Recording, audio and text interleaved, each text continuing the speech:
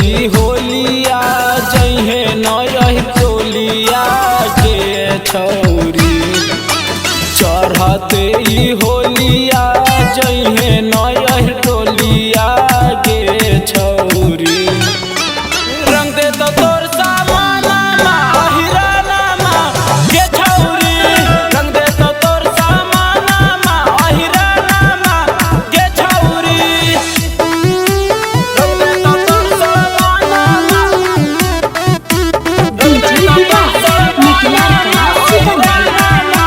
के छौरी।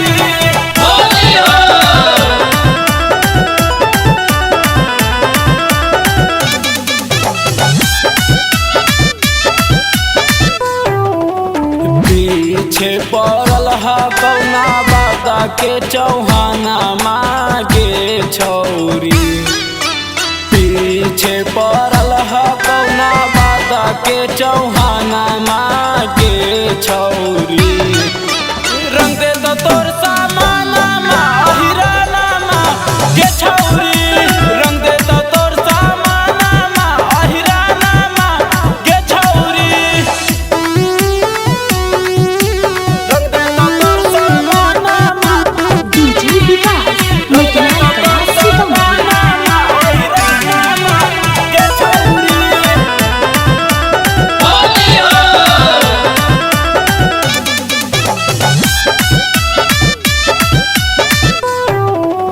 लाल पियर रंगा वाला गई तौनी तीसाबा के छौरी।